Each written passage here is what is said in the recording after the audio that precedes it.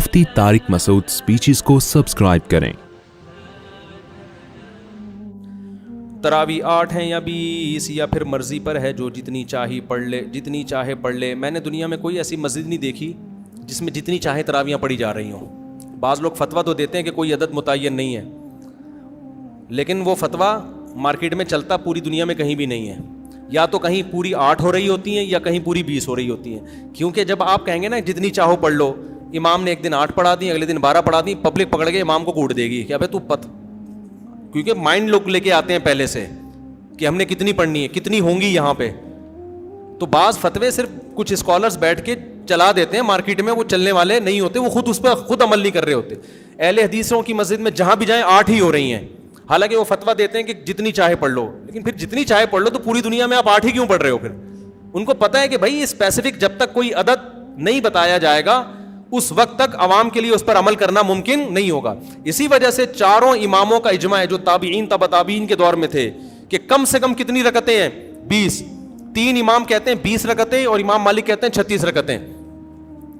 तो अब ये अदद मुतय्यन किए बगैर चलना मुमकिन नहीं है। तो चूंकि फुक़हा दीन को ज़्यादा समझते हैं ना, उन्होंने अदद मुतय्यन किया। और वैसे भी तरावी खिलाफ क़ियास है।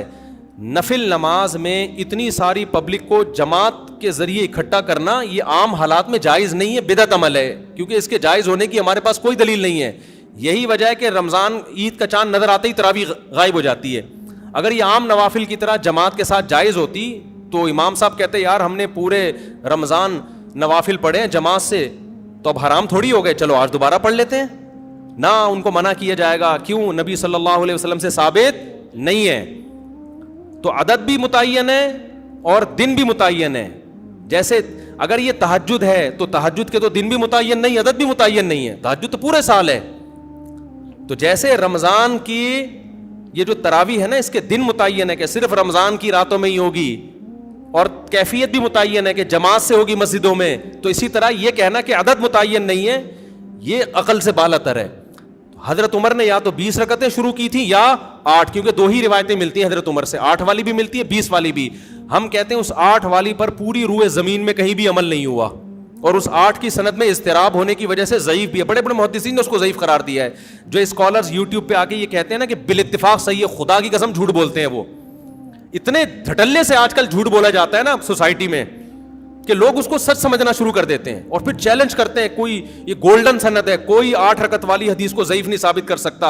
हम जब कहते हैं कि हम जब हवाले पेश करते हैं, मेरी ऑडियो बयान है उसमें पूरे मैंने हवाले पेश किए हैं कि कितने लोगों ने उसको मुस्तरब कह के, मुस्तरब हदीस भी ज़ईफ़ होती है, उसको रद्द किया है, तो उसका जवाब ही पी जाते हैं। वो चैलेंज उनके चल रहे हैं, लोग उनके हवालों से मुतासिर हैं।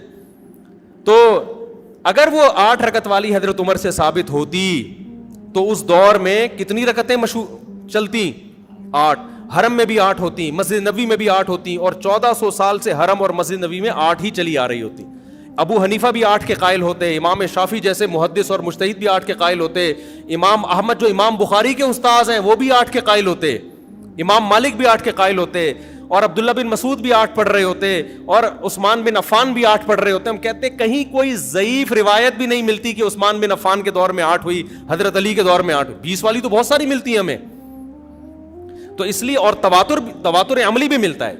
150-200 साल पहले फुक़हा बयान करते हैं कि पूरी रूए ज़मीन पर हमें कोई भी मस्जिद नज़र नहीं आती, ट्रैवलिंग होती थी ना उस ज़माने में भी, कि कहीं भी हमें 20 रकत से कम 1 रकत मिल रही हो। और वैसे भी एक बात है, मुहद्दिसीन ने इस नमाज को तरावीह का नाम दिया है। ये बहुत अच्छी तरह समझो, ये हमने नाम नहीं दिया कि उलमाए देवबंद या हनफी या शाफी लोगों ने। इस नमाज को तरावीह का नाम किसने दिया?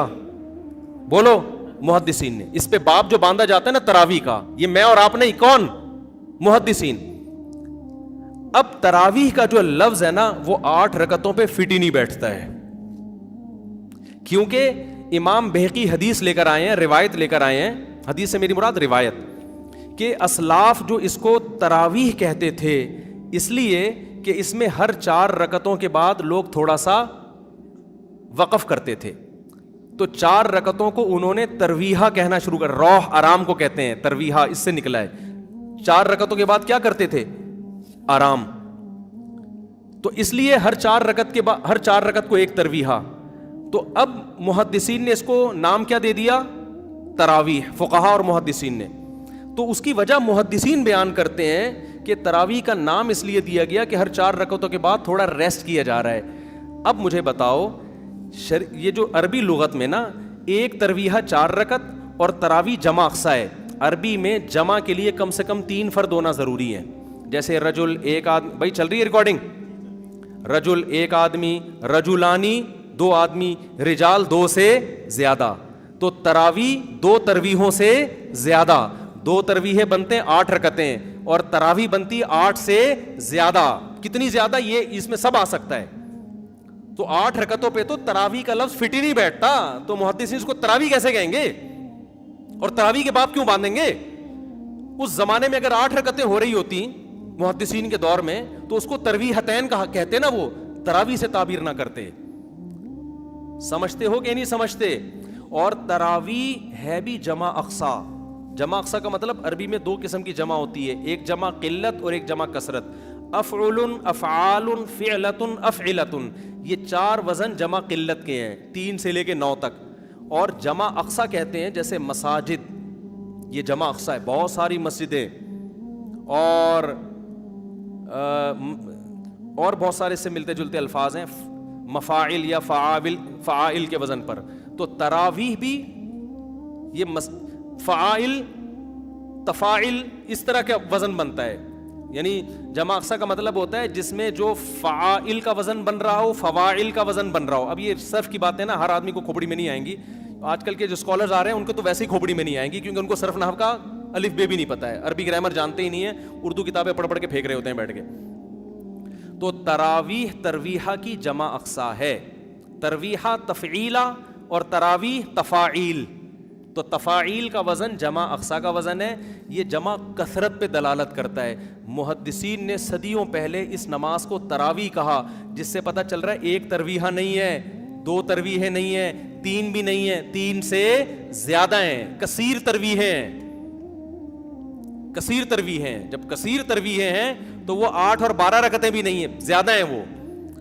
تو جو حضرات اپنی مسجدوں میں 8 رکعت تراویح پڑھتے ہیں تو بھائی آپ اس کو تراویح کی نماز ہی نہ بولو، ترویحتین بولو. اچھا انہوں نے بھی یہ کام کرنا شروع کر دیا، اب اس کو تراویح بولنا چھوڑ کے صلاۃ اللیل بولنا شروع کر دیا ہے کہ ہم صلاۃ اللیل بولیں گے، تراویح بولیں گے ہی نہیں اس کو. یہ آپ ایک اور مصیبت میں پھنس جاؤ گے. آپ ایک ٹینشن سے تو بچنا چاہ رہے ہو لیکن آپ ایک دوسری ٹینشن میں پھنس جاؤ گے. وہ ٹینشن یہ ہے کہ محدثین کے دور میں یہ صلاۃ اللیل ہے تو صلاۃ اللیل ہی، وتر بھی صلاۃ اللیل ہے، تہجد بھی، ہر نماز جو رات کو پڑھی جائے وہ صلاۃ اللیل ہے. لیکن محدثین نے، یہ میں نے نہیں، ٹھیک ہے نا، محدثین اور فقہا نے اس کو الگ نام اس لیے دیا تھا یہ بتانے کے لیے کہ یہ صلاۃ اللیل عام صلاۃ اللیل جیسی نہیں ہے، اس کے کچھ احکام دوسری نمازوں سے ڈفرینٹ ہیں. اس میں بڑی جماعت ہوگی، ایک امام کے پیچھے لوگ پڑھیں گے اور عشاء کے بعد پڑھی جائے گی. یہ جبکہ صلاۃ اللیل کب پڑھی جاتی ہے؟ جو تہجد جس کو آپ صلاۃ اللیل، وہ رات کے آخری حصے میں. تو تراویح آپ کو رات کے آخری حصے میں پڑھنی چاہیے. پھر اس میں آپ بڑی جماعت قائم نہ کریں، کیونکہ رسول اللہ صلی اللہ علیہ وسلم نے جو 3 دن رمضان میں جو نماز پڑھی ہے وہ 3 دن کے بعد آپ نے ترک کر دی تھی. تو جو نماز آپ نے ترک کی ہے وہ آپ کنٹینیو کیوں پڑھ رہے ہو رمضان میں؟ بھائی کیا دلیل ہے آپ کے پاس؟ آپ کہتے ہو حضرت عمر نے شروع کی ہے، تو حضرت عمر نے جو شروع کی ہے اس کو محدثین نے تراویح کہا ہے. صلاۃ اللیل تو ہے وہ، لیکن اس کو الگ سے بھی ایک نام دیا ہے. اور تراویح کا لفظ 8 رکعتوں پہ صادق نہیں آتا. اس کا مطلب حضرت عمر نے 8 پڑھی نہیں تھی، 8 سے زیادہ پڑھی ہیں. اور پھر پوری روئے زمین پہ جو پڑھی گئی ہیں، ان تمام باتوں کا کسی کے پاس کوئی جواب نہیں ہے. بعض لوگ کہتے ہیں بخاری کی حدیث ہے کہ نبی صلی اللہ علیہ وسلم رمضان اور غیر رمضان میں 8 سے زیادہ نہیں پڑھتے تھے. بخاری ہی کی دوسری حدیث بھی ہے جس میں حضرت عائشہ فرماتی ہیں کہ نبی صلی اللہ علیہ وسلم رمضان میں زیادہ عبادت کیا کرتے تھے رات میں، اور رمضان کے غیر میں کم کرتے تھے. یزید فی رمضان ما لا یزید فی غیرہ. یہ کیا بات ہے کہ آپ وہ حدیث تو لے رہے ہو جس میں آتا ہے کہ 8 پڑھتے تھے رمضان غیر رمضان میں. بخاری ہی کی دوسری حدیث جس میں آتا ہے رمضان میں رکعتوں کی تعداد زیادہ ہوتی تھی، اس کو آپ فوکس نہیں کر رہے. آپ اس حدیث سے، بخاری ہی کی حدیث سے پتہ چلتا ہے بھائی رمضان میں اگر 8 تھی، غیر رمضان میں 8 تھیں تو رمضان میں 8 سے زیادہ تھیں. تو یہ حدیث بھی بخاری کی مضطرب ہے. حضرت عائشہ کا بیان میں اضطراب ہے. حدیث کی سند ٹھیک ہوتی ہے بعض دفعہ، لیکن سند صحیح ہونے کے باوجود جب 2 حدیثوں میں ٹکراؤ ہوتا ہے تو وہ حدیث قابل استدلال نہیں رہتی. ہم یہ کہتے ہیں کہ امی عائشہ کہتی ہیں کہ ایک طرف کہہ رہی ہیں کہ رمضان میں آپ 8 پڑھتے تھے, دوسری طرف کہہ رہی ہیں 8 سے زیادہ پڑھتے تھے. ہم کہتے ہیں 8 والی حدیث کی تائید ہمیں دوسری حدیثوں سے نہیں ملتی, رمضان میں 8 سے زیادہ پڑھتے تھے, اس کی تائید میں دوسری صحیح حدیثیں موجود ہیں. لہذا ہم امی عائشہ کی یا بخاری کی وہ حدیث کو لیں گے جس میں 8 سے زیادہ کا ہے, اور رمضان کا تقاضا بھی ہے کہ 8 سے زیادہ پڑھتے ہو آپ.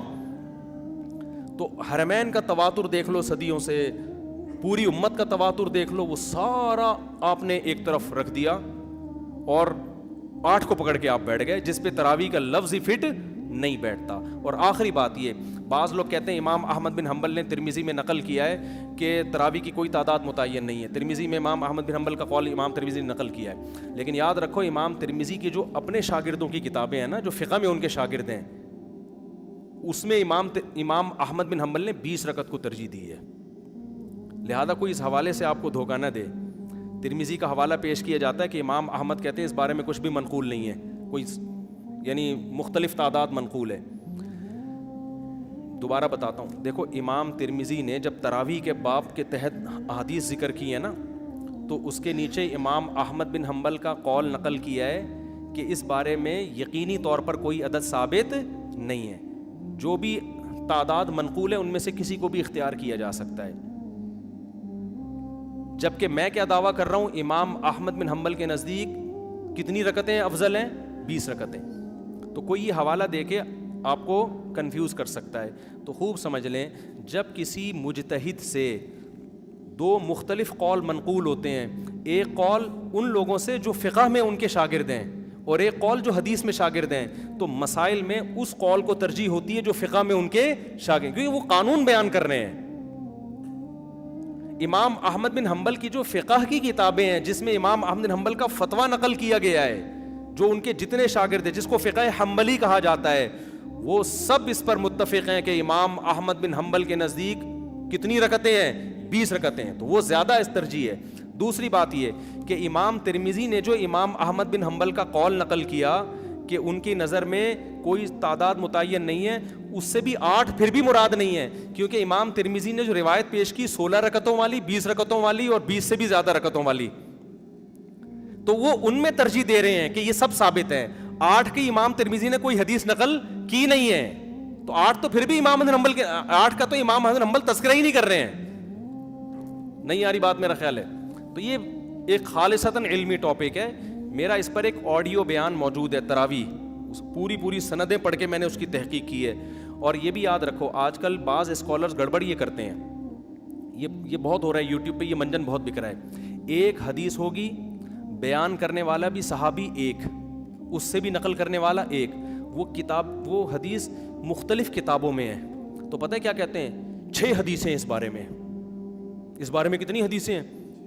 ابے بھائی 6 حدیثیں نہیں ہیں, ایک حدیث ہے, اس حدیث کو مختلف محدثین نے لیا ہے. یہ منجن بڑا بک رہا ہے یوٹیوب پہ.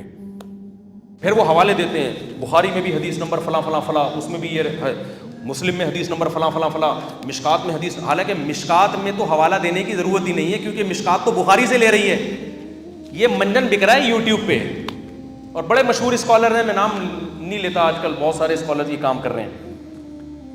میں دوبارہ بتاتا ہوں کرتے کیا ہیں. جو اپنے مسلک کی تائید میں جب حدیث پیش کریں گے نا, حدیث صرف ایک ہوگی اور اس کے مخالف درجنوں حدیثیں ہوں گی, لیکن وہ منجن کیسے بکے گا؟